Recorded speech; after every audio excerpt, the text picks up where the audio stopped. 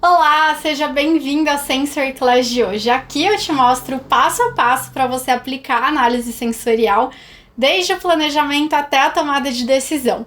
Eu sou a Tati Ribeiro e hoje eu vou falar sobre os principais erros que as pessoas cometem na aplicação da sensorial. E aí, será que você comete algum desses erros ou será que você aplica tudo certinho?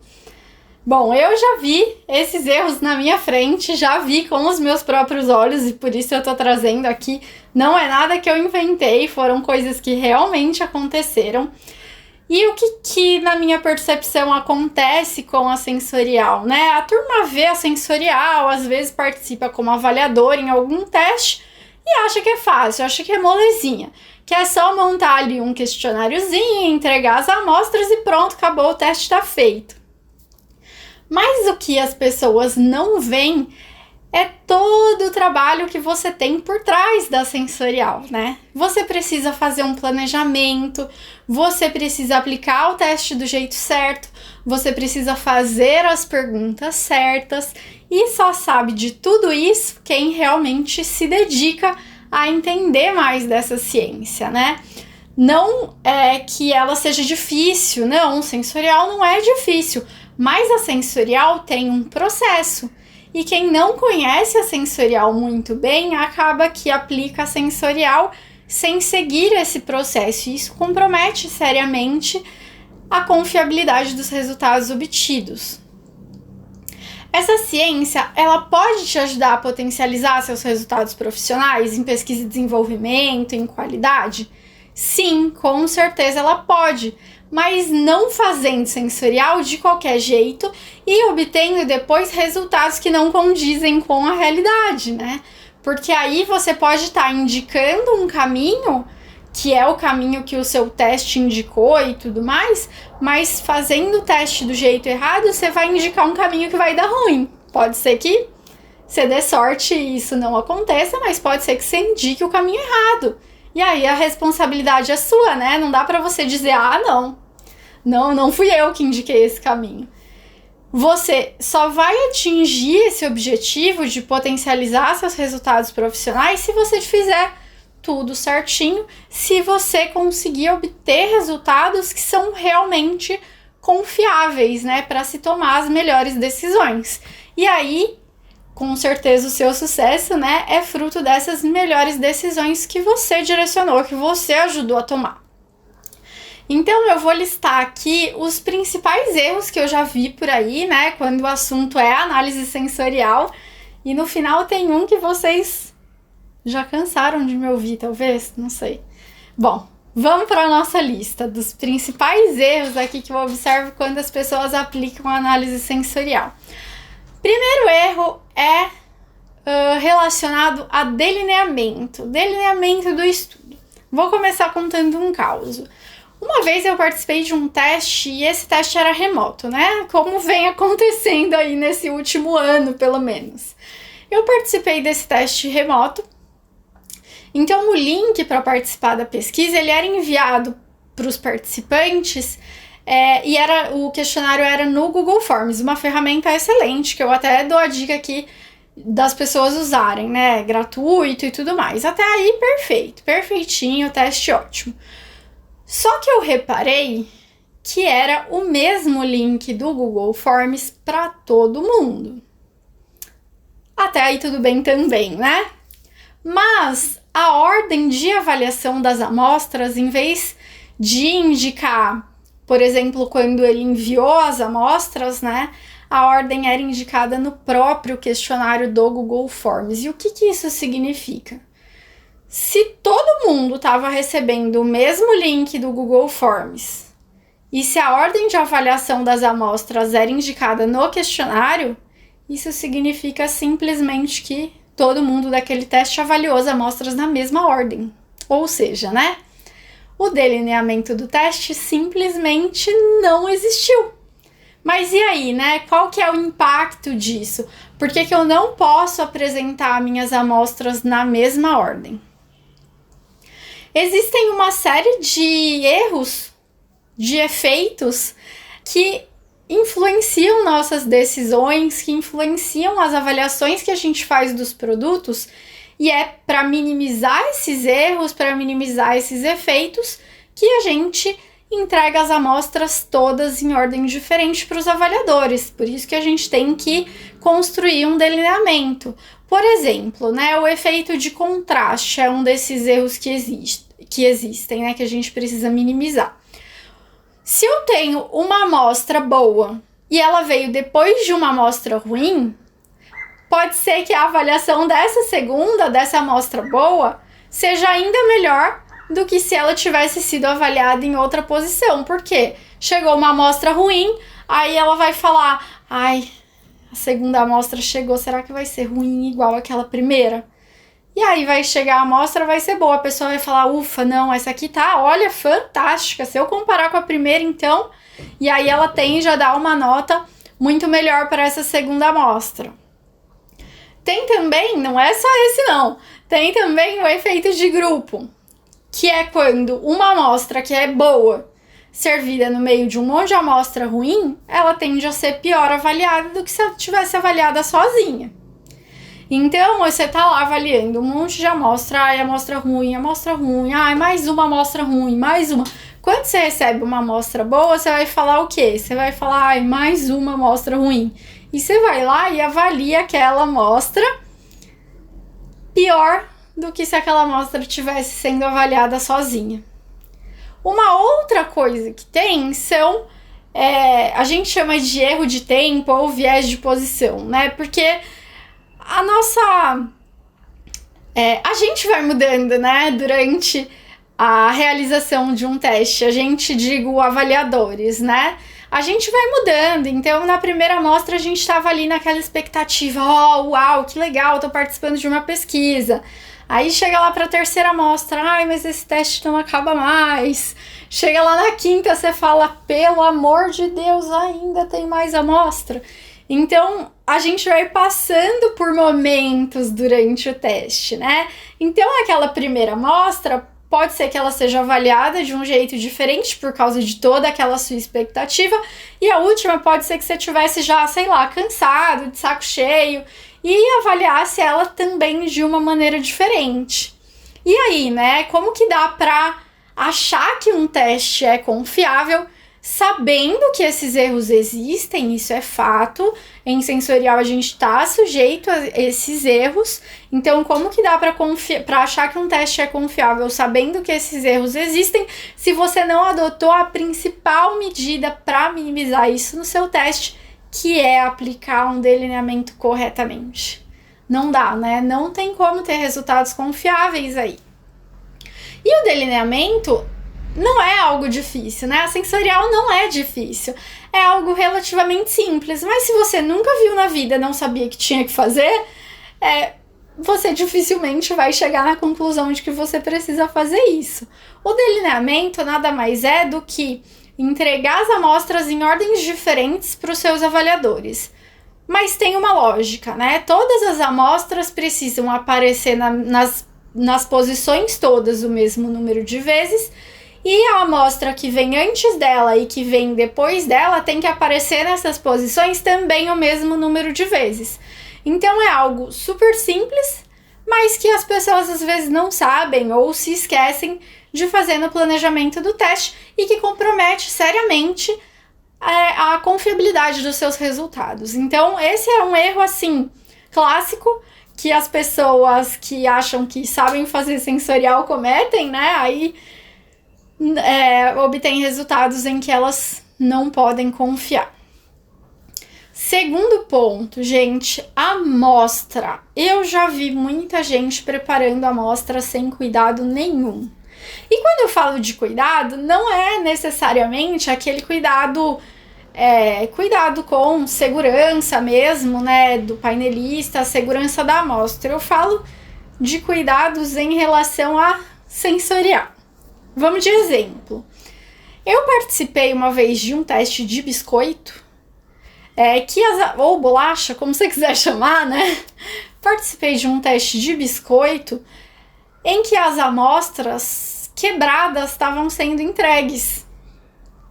Porque, fato, veio muita amostra quebrada, mas as amostras quebradas estavam sendo entregues para os avaliadores. E aí, como é que você vai comparar, né?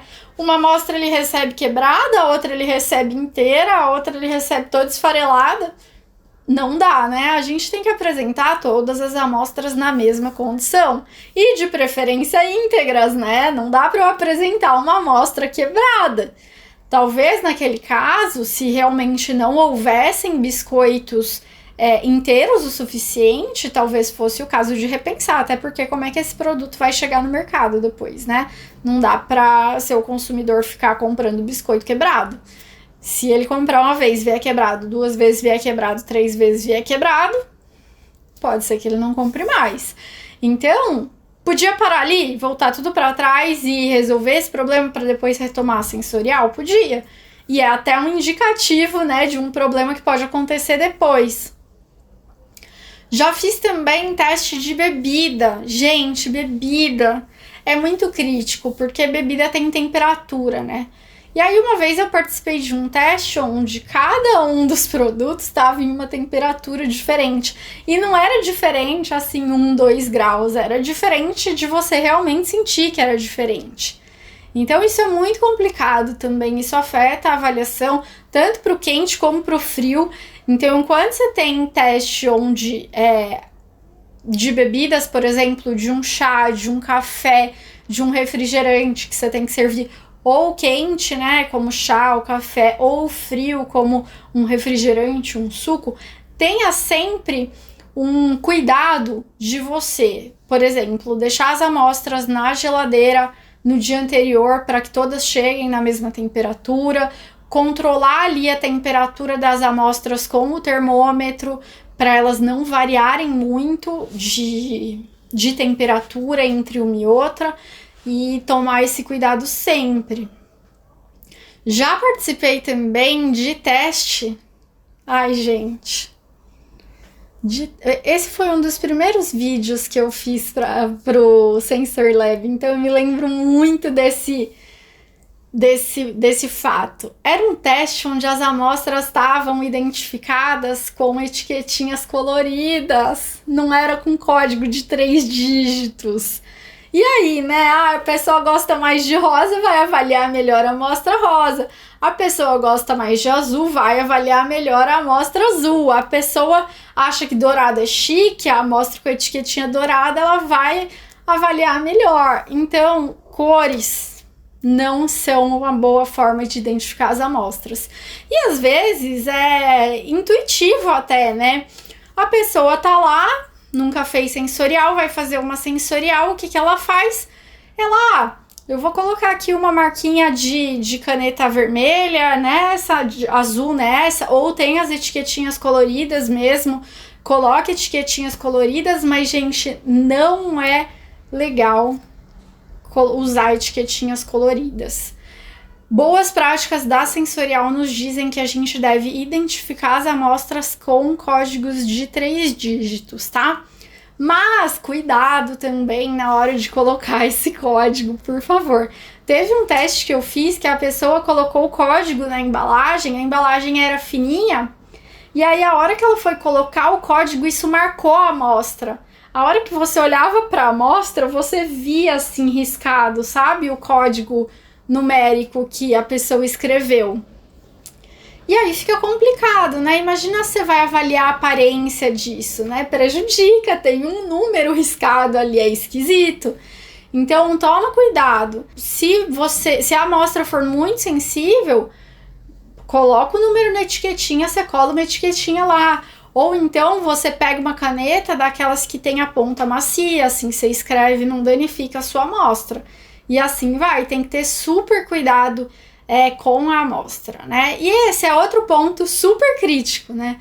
Porque qualquer diferença que aparecer ali na apresentação das suas amostras, ela vai ser levada em conta na tomada de decisão.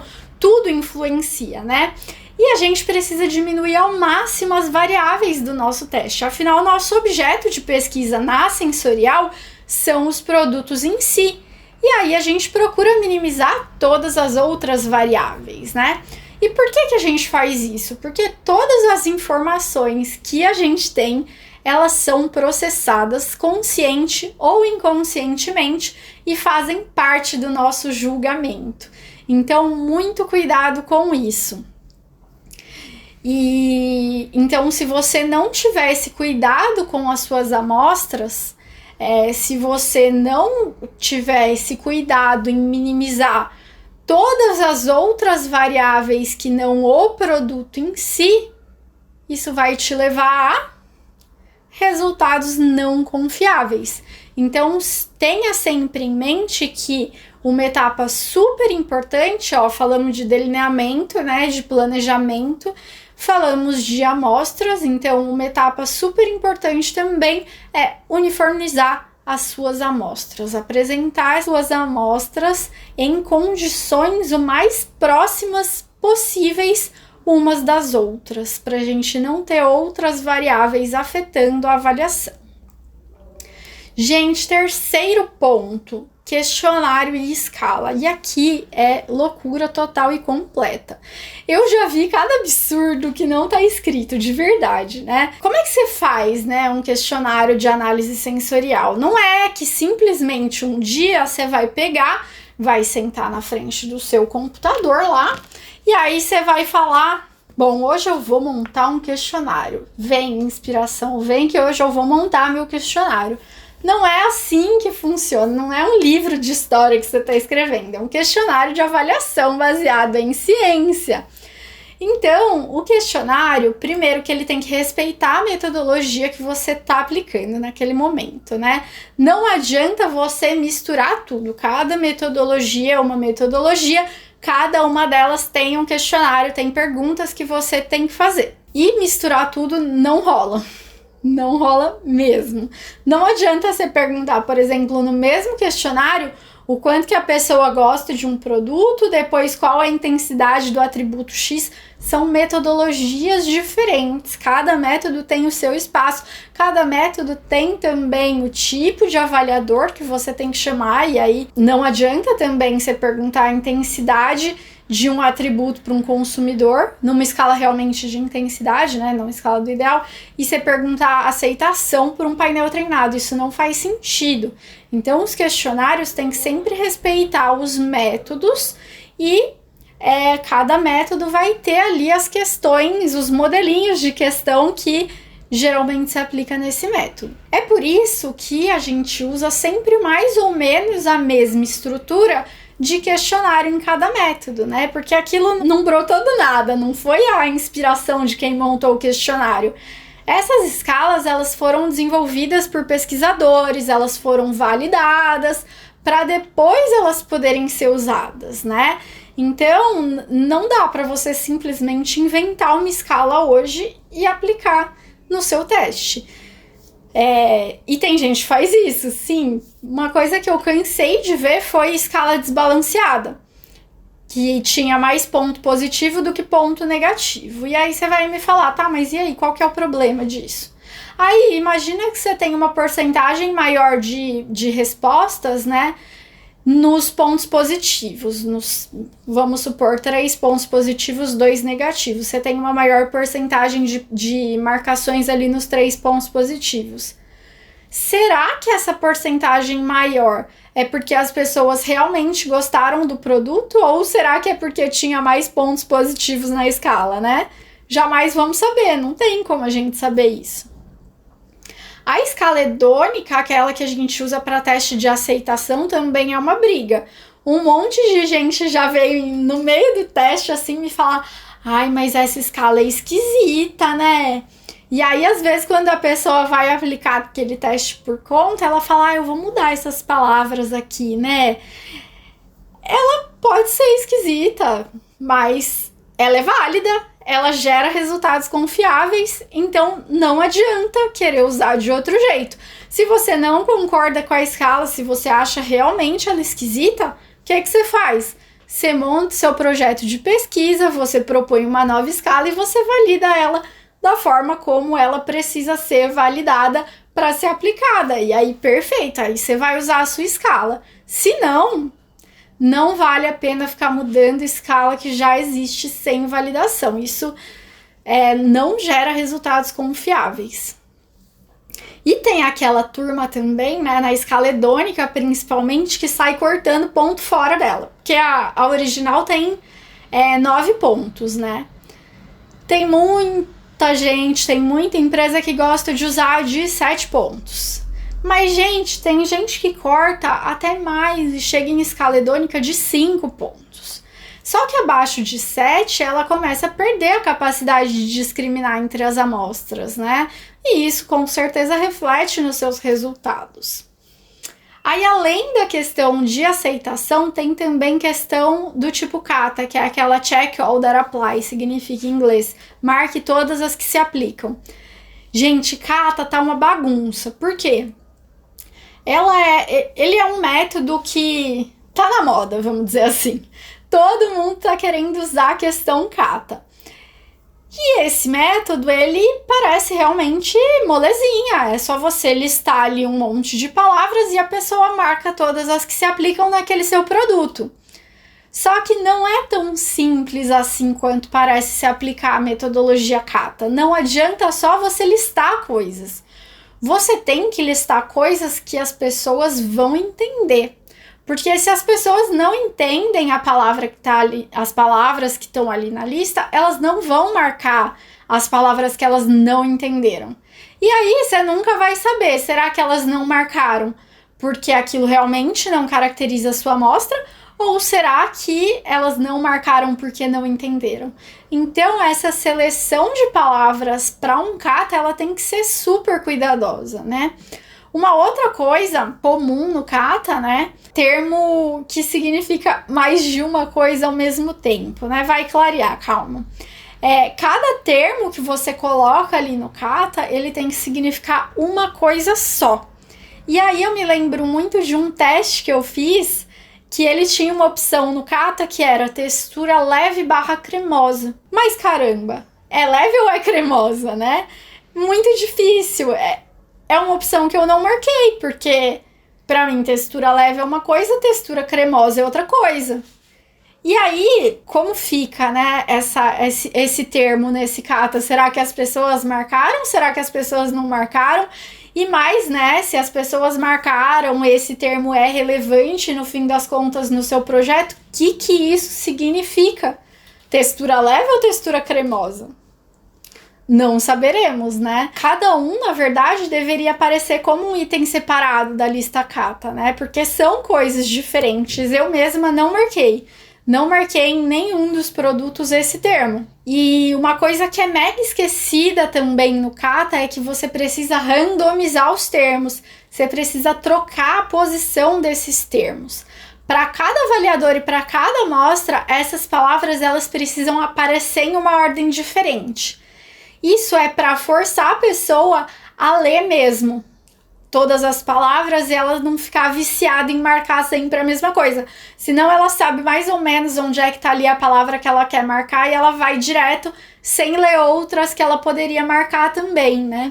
E isso é muito molezinha de fazer, gente. É facinho no Google Forms, é só você marcar ali uma opção e ele randomiza essas palavras para você, mas tem gente que não sabe que tem que fazer isso.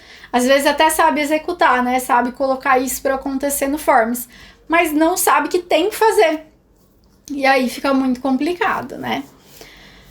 Bom, listei esses 3 pontos que foi onde eu mais vi erros por aqui. Então, delineamento, amostras e escalas e questionários. Listados esses erros, eu deixei para o final um que você já não deve mais aguentar me ouvir falando, né? Então, vou falar de novo, só para lembrar. Discussão sobre produto sem seguir um protocolo, sem seguir uma metodologia, não é análise sensorial. Pode fazer, é muito bom fazer, mas não chama de análise sensorial.